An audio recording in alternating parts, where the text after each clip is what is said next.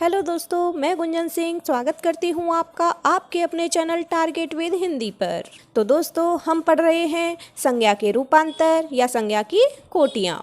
लिंग, वचन और कारक, ये तीनों संज्ञा के रूपांतर या संज्ञा की कोटियाँ कहे जाते हैं।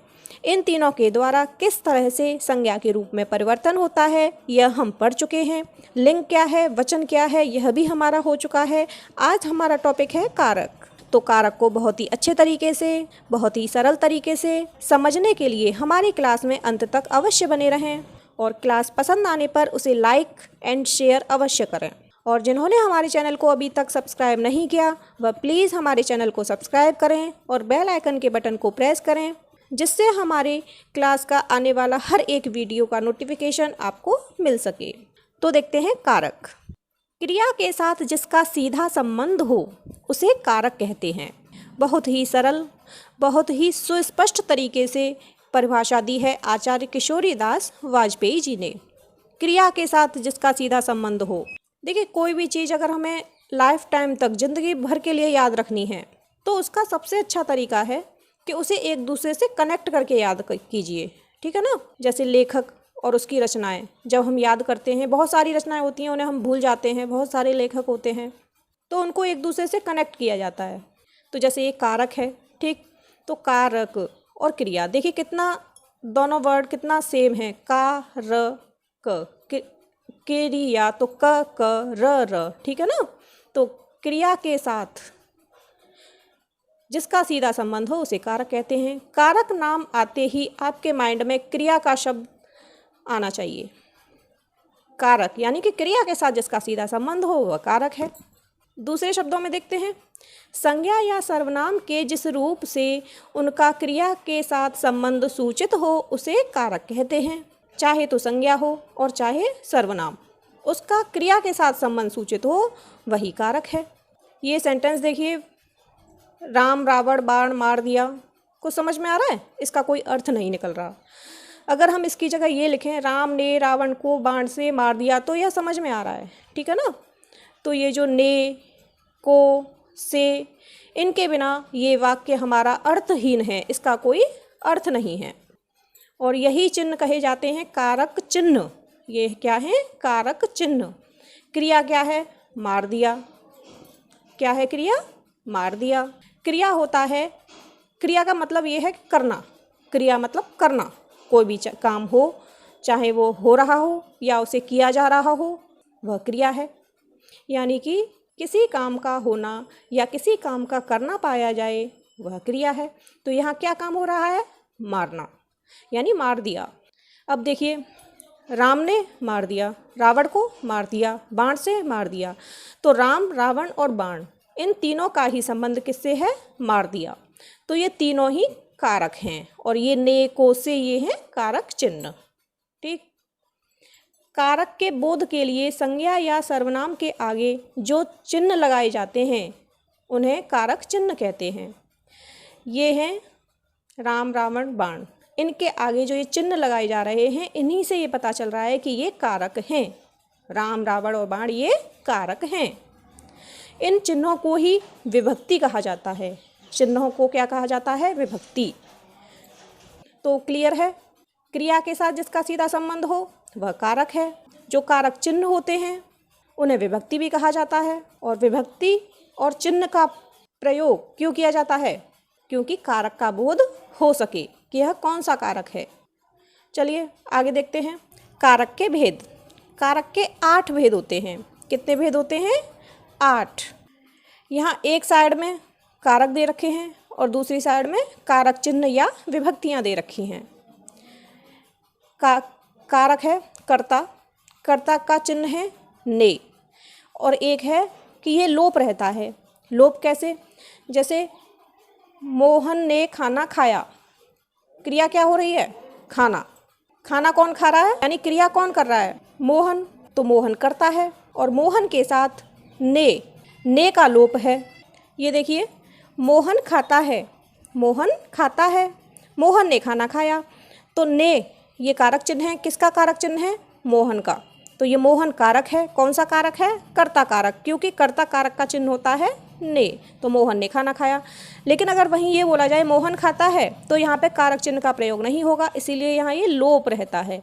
तो इस तरह से कर्ता का जो कारक चिन्ह है वह एक तो लोप सूचक होता है और एक ने होता है। उसी तरह से कर्म का लोप सूचक होता है और को, करण से के द्वारा, संप्रदान को के लिए, अपादान से, संबंध का की के, रारी रे, अधिकरण मैं या पर, संबोधन हे अरे अहो। ठीक, ये हैं कारक के भेद। कितने भेद हैं? कारक के 8 भेद हैं। कर्ता, कर्म, करण, संप्रदान, अपादान, संबंध, अधिकरण, संबोधन, और ये हैं इनके कारक चिन्ह या कारक की विभक्तियाँ। अब हम इनको एक एक करके देख लेते हैं। सबसे पहले देखते हैं कर्ता कारक। जो शब्द कार्य करने वाले का बोध कराते हैं उसे कर्ता कहते हैं। ठीक, यानी जिसके द्वारा कार्य किया जाता है वह कर्ता है। राम ने पुस्तक पढ़ी। पढ़ी क्या है? क्रिया। कारक में सबसे पहले हम देखते हैं क्रिया। पढ़ी क्या है? क्रिया। ठीक है, किसके द्वारा पढ़ी जा रही है? राम के द्वारा। किसने पढ़ी? राम ने। तो राम क्या हो गया? कर्ता, और ने क्या हो गया? कर्ता का, यानी कि कारक, जो कर्ता कारक है उसका चिन्ह हो गया ने। तो राम ने पुस्तक पढ़ी। उसने खाना खाया, तो ने। किसने खाया? उसने। तो ने कर्ता कारक। मोहन खाता है। ठीक, तो यहाँ पर क्या है? लोप सूचक। मोहन खाता है, खाया जा रहा है, क्रिया हो रही है। क्रिया कौन कर रहा है? मोहन। तो मोहन है कर्ता कारक, लेकिन यहाँ पर कर्ता का चिन्ह नहीं है। तो कर्ता से मतलब होता है काम को करने वाला। आगे देखते हैं कर्म कारक। वाक्य में क्रिया का फल जिस शब्द पर पड़ता है उसे कर्म कारक कहते हैं। कर्ता कारक में तो वह काम कर रहा था, मतलब क्रिया कर रहा था। कर्म कारक में क्रिया का फल जिस पर पड़े, जैसे राम ने श्याम को मारा, तो राम ने मारा। राम ने मारा, किसने मारा? राम ने मारा। तो राम क्या हो गया? कर्ता कारक। लेकिन किसको मारा? श्याम को मारा। जो मारना क्रिया है, मारने का प्रभाव किस पर पड़ा? श्याम पर। तो श्याम क्या है? कर्म कारक। ठीक है ना, क्रिया का फल किस पर पड़ रहा है? श्याम पर। माँ ने बच्चे को सुलाया। माँ ने बच्चे को सुलाया, माँ सुला रही है, तो ये कर्ता कारक। लेकिन किसको सुलाया? सोया कौन? बच्चा। तो बच्चे को सुलाया, ये कर्म कारक। बच्चा है यहाँ पे क्या है? कर्म कारक है। और को क्या है? ये कर्म कारक का चिन्ह है। गोपाल ने फिल्म देखी। राम ने रोटी खाई। ठीक है ना, तो गोपाल ने फिल्म देखी, किस पर प्रभाव पड़ा? फिल्म पर, कि फिल्म देखी। रोटी खाई, जो क्या खाया गया? रोटी खाई गई। तो ये सब क्या है? कर्म कारक। आगे देखते हैं करण कारक। करण, करण अर्थात साधन। करण से मतलब है साधन। संज्ञा का वह रूप जिससे क्रिया के साधन का बोध हो करण कारक कहलाता है। मतलब कोई भी क्रिया हो रही है, वह किस साधन के द्वारा हो रही है, क्रिया को करने के लिए किस साधन की आवश्यकता पड़ रही है, तो जो साधन होता है वही करण कारक होता है।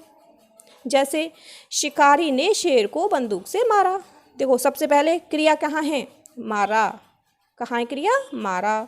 ठीक है, ये तो हो गई हमारी क्रिया। किसने मारा? शिकारी ने मारा। तो शिकारी क्या हो गया? क्योंकि शिकारी क्रिया कर रहा है, तो जो शिकारी है ये हो गया कर्ता। शेर को मारा। किसको मारा? शेर को मारा। तो शेर क्या हो गया? कर्म, क्योंकि शेर पर प्रभाव पड़ा। लेकिन शेर को मारने के लिए शिकारी ने किस साधन का प्रयोग किया? किसका प्रयोग किया? बंदूक का। तो बंदूक क्या है? करण कारक। और बंदूक से, और से क्या है? जो करण कारक है उसका चिन्ह या विभक्ति। उसी तरह वह कुल्हाड़ी से वृक्ष काटता है। काटना, ये जो क्रिया है क्या है? काटता है। लेकिन काटता है, किससे काटता है? क्या साधन है? तो कुल्हाड़ी। तो कुल्हाड़ी क्या है? करण कारक। और से क्या है? करण कारक का चिन्ह। आगे है संप्रदान कारक।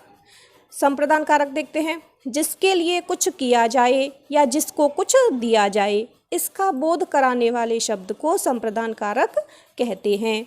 देखिए, संप्रदान, दान का मतलब तो आप जानते ही हैं। दान मीन्स दान करना, देना। ठीक है ना, तो आप इसी से बस इतना ध्यान रखें, संप्रदान, देना, दान करना। इसी से ये संप्रदान कारक क्लियर हो जाएगा आपका कि देने का बोध हो, कुछ करने का बोध हो, वह क्या है? संप्रदान कारक। जैसे माँ ने बच्चे के लिए खिलौने खरीदे, माँ ने बच्चे के लिए खिलौने खरीदे। यहाँ पर माँ ने, तो माँ क्या हो गई? कर्ता कारक। बच्चे के लिए खरीदे हैं, यानी किसके लिए खरीदे हैं? खरीदना जो क्रिया हुई है वो किसके लिए हुई है? बच्चे के लिए। तो बच्चा क्या है? संप्रदान कारक। और के लिए क्या है? संप्रदान कारक का चिन्ह। सुनील ने लड़के को मिठाई दी। सुनील कर्ता, लड़का और मिठाई दी। तो जो दी है, देना हो रहा है, तो ये क्रिया है। किसको मिठाई दी? लड़के को। तो लड़का क्या है? संप्रदान कारक। और ये है इसका कारक चिन्ह। देखिए, संप्रदान कारक का जो कारक चिन्ह है वह को है और के लिए है, और जो कर्म कारक है उसका भी जो कारक चिन्ह है वह को है। ठीक है ना। अब इसका हम अंतर देख लेते हैं। कर्म कारक में क्या होता है कि क्रिया का प्रभाव जिस पर पड़े, उसमें कुछ देना लेना नहीं होता है। सुनील अनिल को मारता है, मारने का प्रभाव अनिल पर पड़ा, तो यहाँ कर्म कारक। अध्यापक छात्रों को पढ़ाता है, तो पढ़ने का प्रभाव किस पर पड़ा? छात्रों पर, तो यहाँ कर्म कारक है। वहीं अगर किसी के लिए कुछ करने की बात आ जाए या किसी को कुछ देने की बात आ जाए, वहाँ संप्रदान कारक होता है। क्लियर है? आगे देखते हैं। अपादान कारक। अपादान कारक में है संज्ञा के जिस रूप से किसी वस्तु के अलग होने का भाव प्रकट होता है उसे अपादान कारक कहते हैं। अब आप कहेंगे कि दान तो इसमें भी आ रहा है ना? ये हम अभी क्लियर करेंगे। यहाँ पर आ रहा है अलग होने का भाव। कोई भी वस्तु है, उसके अलग होने का भाव प्रकट हो रहा है, वहाँ अपादान कारक होता है।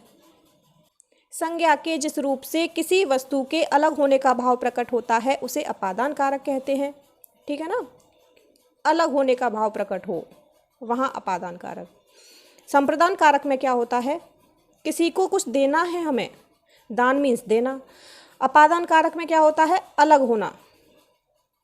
आप इस चीज़ से भी याद कर सकते हैं, अ से अलग होना, अपादान कारक अलग होना। दूसरा ऐसे भी याद कर सकते हैं कि अ का अर्थ होता है नहीं, निषिद्ध या निषिद्ध। जैसे एक शब्द है प्रतिष्ठित, प्रतिष्ठित व्यक्ति, और एक शब्द है अप्रतिष्ठित व्यक्ति। जिसकी प्रतिष्ठा हो वह प्रतिष्ठित, जिसकी प्रतिष्ठा न हो वह अप्रतिष्ठित। तो जहाँ नहीं का बोध हो या अलग होने का बोध हो वहाँ अपादान कारक, जहाँ कुछ देने का बोध हो वहाँ संप्रदान कारक। जैसे हिमालय से गंगा निकलती है, गंगा निकलती है, क्रिया क्या है? निकलना। ठीक है ना। तो गंगा निकल रही है, लेकिन कहाँ से? हिमालय से। तो हिमालय से अलग हो रही है, निकल रही है, तो हिमालय क्या है? अपादान कारक। से क्या है? अपादान कारक का चिन्ह। हिरण शेर से डरता है, तो डरना, ठीक है, डरना क्रिया हो गया। हिरण डरता है शेर से। कौन डर रहा है? हिरण। तो हिरण क्या है? कर्म, सॉरी कर्म नहीं, कर्ता। हिरण डर रहा है ना, लेकिन किससे डर रहा है? किससे अलग होगा डर के? शेर से। शेर से अलग हो जाएगा ना, तो इसीलिए शेर क्या है? अपादान कारक, और अपादान कारक का चिन्ह है से। मैं अल्मोड़ा से आया हूँ, आना जो क्रिया हो रही है वो मेरे द्वारा हो रही है, लेकिन कहाँ से अलग हो रही हूँ मैं? अल्मोड़ा से। अल्मोड़ा से, तो अल्मोड़ा क्या है? अपादान, और से क्या है? इसका चिन्ह। दूसरा जो ये से है, से चिन्ह, एक तो ये अपादान कारक का होता है, दूसरा ये जो से चिन्ह है ये होता है करण, करण कारक का। ठीक है ना। लेकिन करण और अपादान में अंतर ये है कि अपादान का मतलब होता है किसी चीज़ से अलग होने का भाव प्रकट हो, है ना। और करण कारक में क्या होता है कि साधन कि मतलब क्रिया किस साधन से की जा रही है। उसने तलवार से शत्रु को मार डाला, तो जो मारने वाली क्रिया हो रही है वह किससे हो रही है? तलवार से। तो यहाँ पर क्या है? करण कारक, और यहाँ क्या है? अपादान कारक। ठीक है। नेक्स्ट है संबंध कारक। संबंध आप जानते ही हैं, संज्ञा या सर्वनाम के जिस रूप से किसी अन्य शब्द के साथ संबंध हो, लगाव हो, संबंध कारक है। ठीक है ना। एक दूसरे के साथ संबंध हो, रिलेशन हो। अनीता सुरेश की बहन है। किसकी बहन है? सुरेश की। तो का, की, के, रा, री, रे, ये क्या है? संबंध कारक। यह उमेश की कलम है, तो उमेश की कलम, किसकी कलम? उमेश की। तो उमेश की क्या है? संबंध कारक का चिन्ह और उमेश की कलम, इन दोनों के बीच में संबंध बताया जा रहा है, तो यहाँ पर ये संबंध कारक है। अधिकरण कारक, अधिकरण कारक में क्या है? संज्ञा या सर्वनाम के जिस रूप से क्रिया के आधार का जो सूचित होता है उसे अधिकरण कारक कहते हैं। अधिकरण अधि से समझ लीजिए जहाँ आधार सूचित हो। क्या सूचित हो? आधार, कि वह कोई जो क्रिया है वह कहाँ हो रही है। उमेश लखनऊ में पढ़ता है। कहाँ पढ़ता है उमेश? लखनऊ में। तो लखनऊ क्या है? अधिकरण। में क्या है? अधिकरण का चिन्ह। तो जो उमेश है, पढ़ता है, वह कहाँ पढ़ता है? लखनऊ। तो ये जो क्रिया है वह कहाँ हो रही है? लखनऊ में। तो यह अधिकरण कारक है। पुस्तक मेज पर है। पुस्तक कहाँ है? मेज पर। तो मेज क्या है? अधिकरण, क्योंकि पुस्तक कहाँ रखी हुई है? मेज पर रखी हुई है। तो जो मेज है वह अधिकरण है, आधार है क्रिया का। और पर क्या है? अधिकरण कारक का चिन्ह। आगे देखते हैं संबोधन कारक। संज्ञा के जिस रूप से किसी को पुकारने, चेतावनी देने या संबोधित करने का बोध होता है उसे संबोधन कारक कहते हैं। संबोधन का मतलब ही होता है किसी को संबोधित करना, किसी को पुकारना, ठीक है ना। जैसे हे राम रक्षा करो, रक्षा करने के लिए बोला जा रहा है। किससे बोला जा रहा है? हे राम। यहाँ पुकारा जा रहा है हे राम, तो यहाँ क्या है? संबोधन कारक। अरे मूर्ख संभल जा, यहाँ चेतावनी दी जा रही है। अरे यह क्या कर रहे हो, ठीक है ना। तो ये क्या है? हे, अरे, ये सब क्या है? ये संबोधन कारक हैं, ठीक है ना। और ये जो संबोधन कारक होते हैं इनके बाद ये विस्मयादिबोधक चिन्ह लगाया जाता है। तो आज के लिए बस इतना ही। उम्मीद करती हूँ कि आपको कारक और कारक के भेद, कारक के 8 भेद अच्छे से समझ आए होंगे। कारकों को पहचानने की ट्रिक के साथ हम इस क्लास को यहीं विराम देते हैं। धन्यवाद।